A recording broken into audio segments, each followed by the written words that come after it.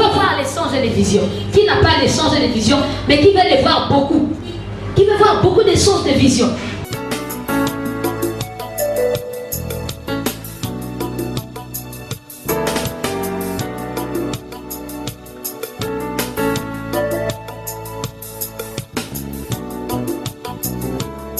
Il n'y a qu'un seul secret. Si tu commences à surveiller ta conscience, à obéir à ta conscience, les sens, ça va ouvrir la poche des visions.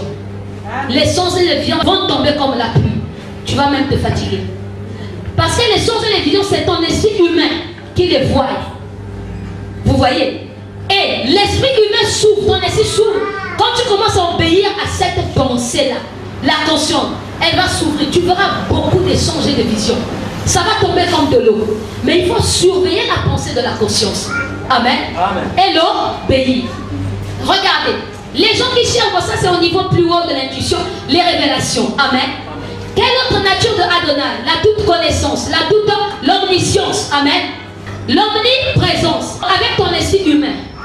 Si c'est développé, tu peux être ici et à Brazzaville au même moment. Par ton esprit humain. On a quand même très fort le Seigneur.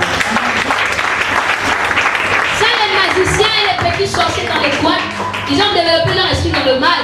Et le diable les projette avec ces choses, mais dans le mal et le péché, après pour aller en enfer. C'est les choses qui appartiennent à l'esprit humain. Et nous, pour que ces choses s'ouvrent, le Seigneur nous a montré la voie. La voie, c'est sa parole. La sainteté, la justice, sa nature. Si nous vivons ça, ça va s'ouvrir dans notre esprit. Donc ne soyez jamais complexés quand quelqu'un vous dit que, oh non, je peux être à Brazzaville, tu vas trembler, ah c'est un magicien. Non, c'est la nature de l'esprit humain. L'esprit humain peut être à Brazzaville, peut connaître ce qui est à Brazzaville, connaître ce qui est partout ici. C'est la nature de ton esprit, parce que ton esprit ressemble à l'esprit de Adonai Dieu. C'est pas mystérieux, c'est pas mystique. Amen. Les fils de Adonai au dernier jour, dès qu'ils vont développer leur homme intérieur, amen, le domaine de l'esprit, ils vont vivre toutes ces choses. Il y a aujourd'hui beaucoup de fils de Adonai dans l'histoire de la spiritualité qui ont vécu ça. Regardez Philippe. Philippe était quelque part dans un endroit. Il a été enlevé là où il était par l'esprit. Il est allé ailleurs. Mais ce sont les manifestations qui se passent au niveau de l'esprit. Et aujourd'hui, on va dire que c'est un magicien. Non. C'est le domaine de l'esprit. Amen. C'est pourquoi, quand vous obéissez à cette petite pensée-là, je vous assure, vous allez être grand spirituellement. Vous serez un génie spirituel. Les choses, c'est-à-dire que les potentialités de votre esprit vont s'ouvrir et vont grandir. Vous allez connaître la révélation, la parole. Ce qui va t'arriver demain, tu peux connaître ça. Amen. Il y a beaucoup de gens qui s'inquiètent pour leur avenir. Mais c'est facile de savoir ce qui est devant toi. Le mariage, le boulot. Moi, avant de commencer à travailler, le Seigneur m'a dit, toi, je vais te donner un boulot. Ça sera cette société. Il m'a montré une société pétrolière. En ce temps-là, j'étais pour moi rien du tout. Comme je travaillais le domaine de l'esprit, et il m'a dit, regarde, je vais te mettre dans cette société. Et le nom de la société, il dit, moi, je te mettrai là.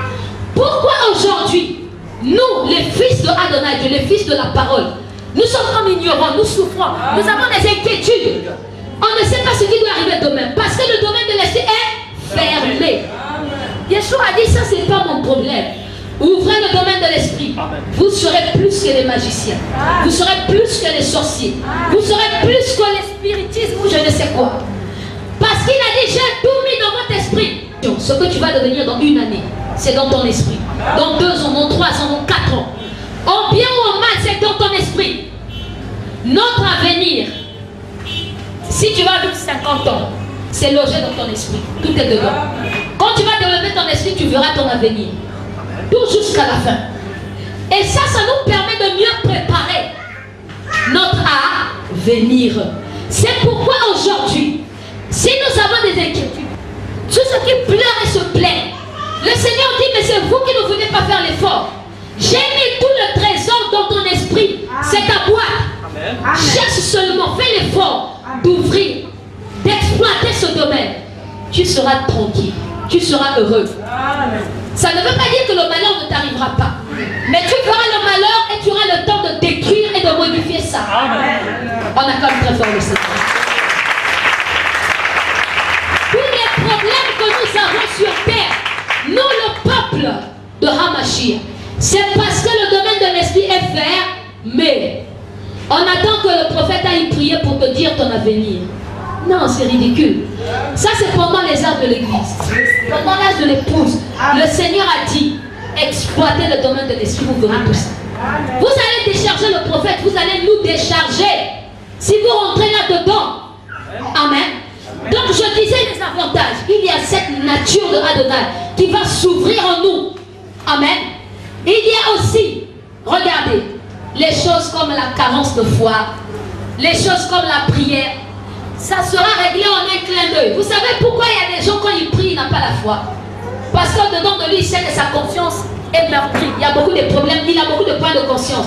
Quand il vient parler à Adonai, il a même peur de prier, il fuit la prière. Parce que toute la journée, il a péché contre la conscience. Mais quand tu veilles à ta conscience, à cette petite voix douce, tu seras même content d'aller vite rencontrer Adonai dans la prière. Pourquoi? Parce que déjà tu vas te dire, regardez, il y a quelqu'un qui m'a dit, moi je ne sais pas prier, je n'arrive pas à prier. Mais ça c'est encore une voie par excellence. Quand tu ne sais pas prier ou tu n'arrives pas à prier, à fermer les yeux, non? C'est simple. Quand tu obéis à la conscience, on a dit que la conscience c'est la voix du Saint-Esprit par ton esprit. Le Saint-Esprit parle à ton esprit humain et toi tu obéis. Amen. Si toute la journée j'ai obéi à ma conscience, amen, cette pensée douce, fais ceci, j'ai fait. Après le soir quand j'irai prier, non? Quand je vais fermer les yeux, ta prière sera vraie. Ta prière sera juste. Tu auras la conviction, tu seras libre. Mais si les gens ont des problèmes parce qu'il ne sait pas, il a beaucoup péché dans son cœur, quand il arrive, Seigneur, il n'est pas sûr qu'il m'écoute. Pourquoi? Tu n'es pas sûr de toi. C'est un problème de conscience. Si nous commençons à veiller à cette petite pensée douce au-dedans de nous, je vous dis, ça sera catastrophique. On va devenir très spirituel. Certainement, quelqu'un va me dire, moi avant j'obéissais beaucoup à la conscience, je désobéissais beaucoup à la conscience, ma conscience est fracassée. C'est ça, non? Parce qu'au milieu du peuple d'Adonai, c'est ça. Il y a des gens qui étouffent la conscience. La conscience lui parlait, il étouffait. Il voulait seulement pratiquer la volonté de la chair, donc de l'âme. Il a étouffé la conscience ne lui parle plus. Si tu es au milieu de nous, regarde ce que tu vas faire pour réveiller encore la conscience. La conscience, non, c'est un être.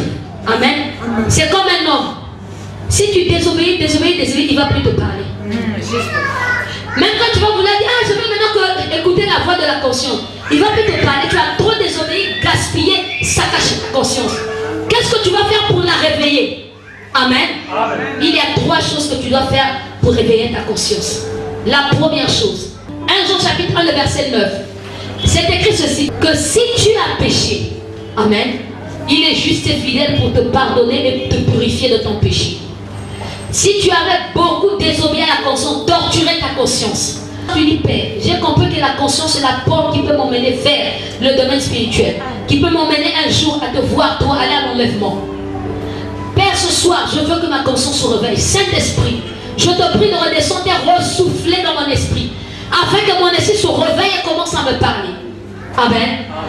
Demande pardon et confesse ton péché. Regrette le fait que tu as désobéi plusieurs fois à cette conscience.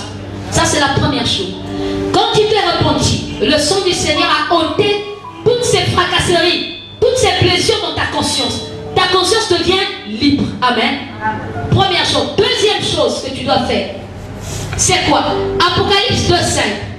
Il dit, souviens-toi là où tu es tombé. Quand tu as fait la repentance, pour réparer, il faut faire une introspection. Essaie de te rappeler. Où est-ce que tu désobéissais? Ah, c'était au niveau de l'argent. Ah, c'était au niveau des femmes. Je commettais toujours l'impudicité. Quand la conscience me parlait, je désobéissais. Mais maintenant que tu t'es repenti, fais l'introspection. Retrouve là où tu tombais. Là où tu désobéissais dans la conscience. Si c'était dans l'impudicité, c'était dans le vol, dans le mensonge. Amen. Revois ces erreurs-là, ces points-là. Amen. Corrige-les.